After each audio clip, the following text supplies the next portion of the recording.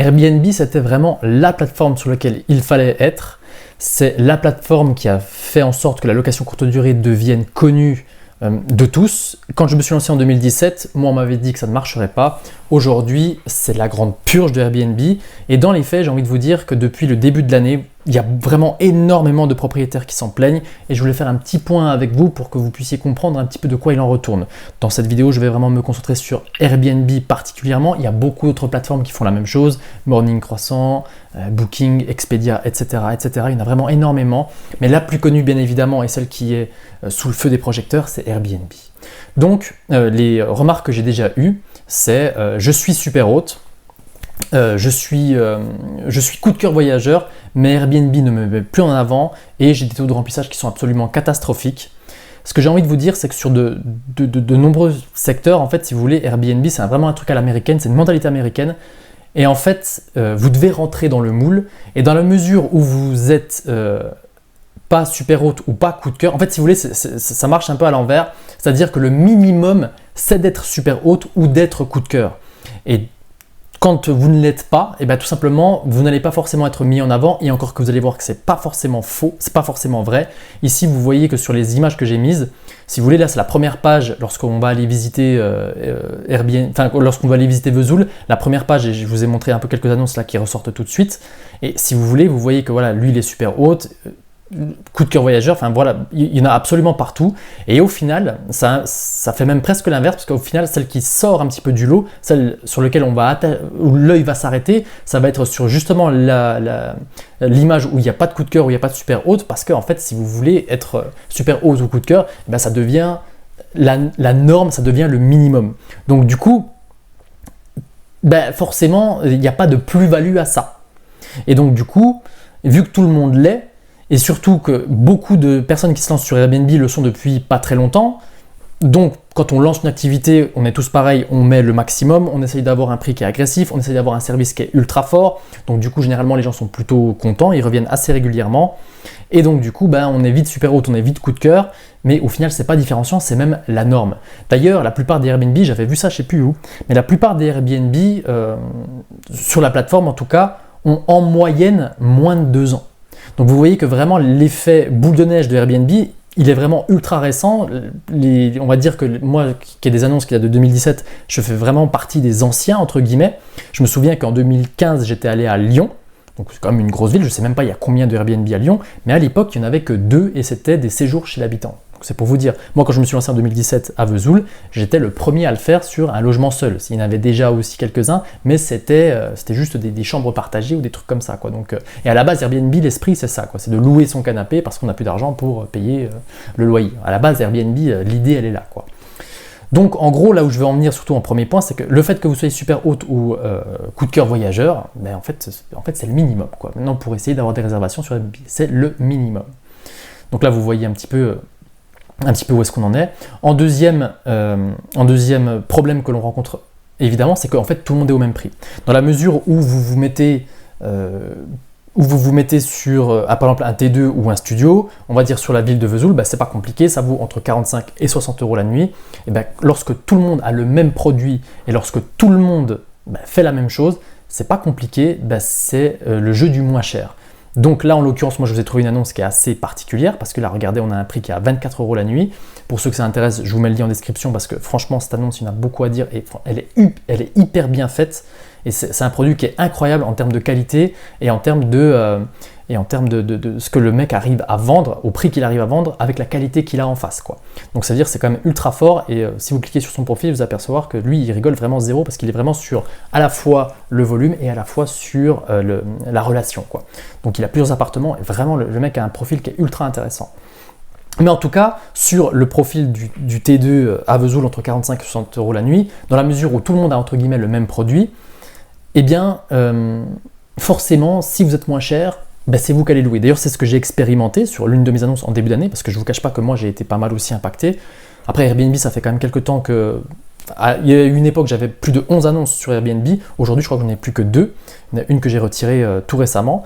Et si vous voulez, ce que j'avais fait, c'est que j'avais eu beaucoup de mal avec la plateforme et j'avais eu de toute façon des problèmes de remplissage en début d'année, ce que je n'ai plus du tout aujourd'hui, parce que j'ai corrigé le tir, entre guillemets.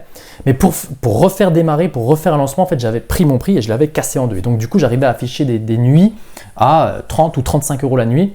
En prix de revient, en prix de location avec un ménage à 15 euros.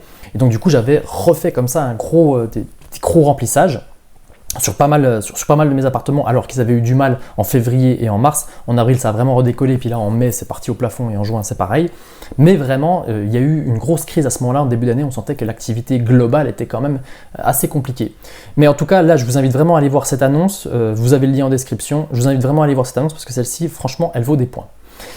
Évidemment, là où je veux en venir, c'est qu'on a des gros problèmes de saturation, et ça, c'est vrai dans nos petites villes franc-comtoises, j'avais déjà fait une vidéo là-dessus, mais c'est vrai un petit peu partout.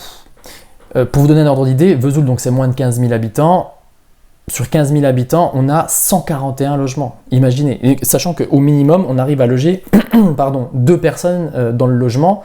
Donc ça veut dire, et c'est pas que des studios, souvent lorsqu'on fait un T2, on va avoir tendance à mettre un canapé-lit dans le salon pour pouvoir accueillir encore plus de personnes. C'est ok de faire ça, c'est de l'optimisation. Oui, mais voilà, tout le monde fait ça en fait, si vous voulez. Et du coup, ce qui peut être un élément différenciant, c'est par exemple si vous arrivez à avoir 2 chambres. Et on s'aperçoit que les appartements qui ont 2 chambres, il n'y en a pas des masses, et encore pire, le 4 chambres, moi l'appartement que j'ai en 4 chambres, en 4 lits, pardon, c'est incroyable. Alors celui-là, il a jamais subi la crise. Mais en tout cas, il faut avoir des éléments un petit peu plus différenciants. Pour vous donner un ordre d'idée, donc voilà, moins de 15 000 habitants, 141 logements à Vesoul, vous avez le chiffre qui est juste là. En 2017, donc comme je vous l'ai dit, j'étais tout seul. En 2022, il y avait 60 logements, je m'en souviens très très bien. Et vraiment, 2022, ça correspond pour moi vraiment à l'année qui a de loin le mieux marché. C'était absolument incroyable, on avait des prix même qui partaient à la hausse. Et c'est vraiment à ce moment-là qu'en fait, on a eu tout le monde qui a voulu se mettre dedans. C'est pour ça aussi qu'il y a eu encore beaucoup d'acquisitions. On commence à avoir le problème taux d'usure, mais les taux d'intérêt étaient encore à 1%, donc on a eu beaucoup d'acquisitions de gens qui se sont lancés dedans, et c'est comme ça qu'aujourd'hui en fait tout a explosé en 2023 et en 2024, et en fait tout simplement cette saturation aujourd'hui, on y est dans beaucoup de secteurs de France. Vous êtes de nombreux propriétaires à me dire la même chose. Et évidemment qu'il faut avoir d'autres stratégies, qu'il faut être beaucoup plus pro pour performer sur la plateforme. Et moi ce que je vous invite à faire, on verra ça plutôt dans une autre vidéo. Mais en tout cas, je vous mets un lien également Startimo pour que vous puissiez vous inscrire. Attention, à partir de samedi soir, ce sera payant. Donc mettez-vous maintenant tout de suite dessus parce que après ce sera payant. Mais là pour l'instant c'est gratuit. Si vous rentrez avant, il n'y a pas de problème, ça restera gratuit. Mais on va vraiment traiter le sujet de Airbnb parce qu'il y a une stratégie qui est bien particulière à faire lorsque vous voulez exploiter au maximum cette plateforme. Un autre problème que j'ai sur Airbnb, je ne vous cache pas que je ne suis pas un grand fan de Airbnb, mais ça peut marcher si on a des trucs bien particuliers. En gros, on a des problèmes très souvent de mauvais locataires, et le problème qu'on a avec Airbnb, ce qui n'est pas le cas avec les autres plateformes, c'est que Airbnb prendra toujours la défense du voyageur. Et à la limite, ça peut se comprendre, Airbnb prend la défense de celui qui met sa carte et qui paye la commission, c'est donc le voyageur.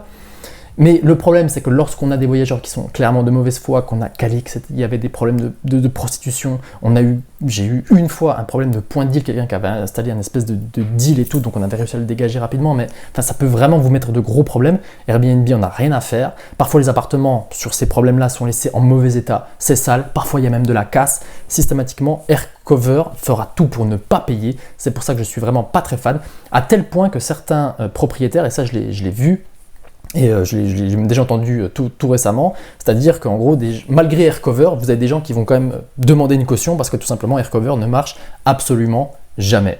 Je crois que ça m'est arrivé, je crois que c'était en début de semaine, c'est un gars qui a loué un de mes appartements justement sur Airbnb pour son séjour, donc c'est de lundi à jeudi.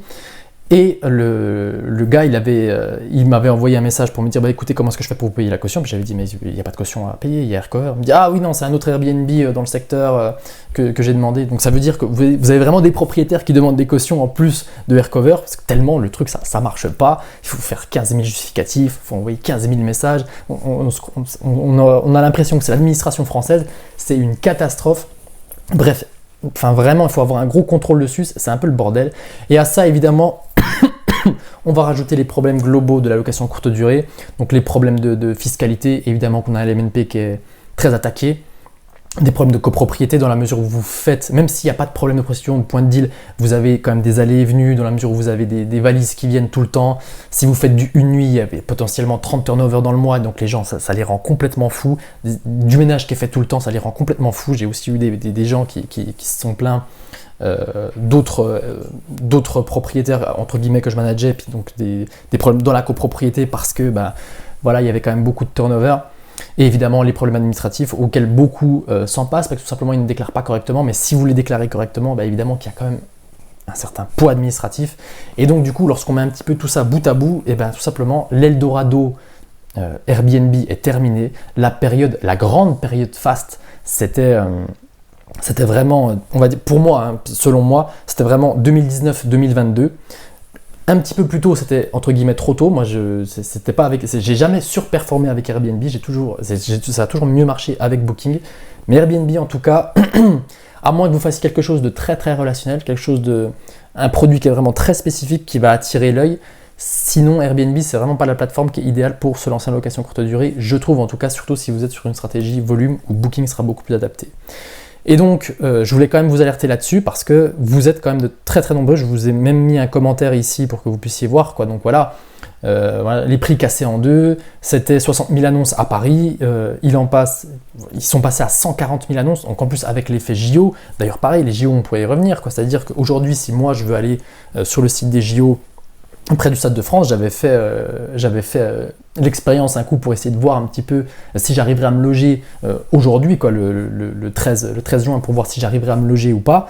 Au final, j'aurais pas spécialement de difficulté à me loger. Les prix sont complètement délirants. Sur des T2, j'ai vu des prix parfois à 500 € la nuit. Mais on voit qu'on commence à avoir des prix raisonnables sur ces secteurs-là parce que tout le monde s'y est mis. On a carrément des propriétaires qui ont dégagé des locataires pour pouvoir mettre des voyageurs Airbnb, puis entre guillemets pigeonner, quoi, on va pas se mentir. Donc dans la mesure où ces gens-là n'arrivent pas à louer, je vous cache pas que c'est pas très grave, mais vous avez des gens qui sont là en place depuis très longtemps, vous avez des gens qui ont tout fait dans les règles et qui sont sanctionnés parce que tout simplement c'est le marché qui les a purgés, quoi. Et donc du coup, là où je veux en venir aussi, c'est qu'effectivement pour ceux qui font quelque chose de standard sur Airbnb, c'est le bing bang, quoi. Donc vous allez être purgé, il va falloir se différencier, il va falloir être meilleur. Et sur le groupe Startimo, évidemment qu'on va travailler sur tous ces sujets parce que c'est assez important. Donc voilà, je vous mets le lien donc, de cet article-là si vous voulez aller voir, notamment par rapport à l'annonce qui est juste là. Je vous mettrai le lien de la page sur Bonsaï pour que vous puissiez aller voir. Et j'en profite aussi donc, pour vous faire une annonce. Donc effectivement, Startimo va se transformer en Club Lyris. Vous en saurez un peu plus demain ou après-demain. Toujours est-il que ceux qui rentrent aujourd'hui sur Startimo, ce ne sera pas payant. Ce ne sera pas payant si vous le faites avant dimanche.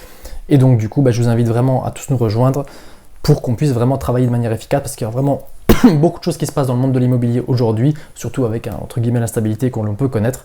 Il va falloir se professionnaliser et donc j'ai vraiment envie de travailler là-dessus. Je vous remercie de m'avoir suivi jusqu'ici.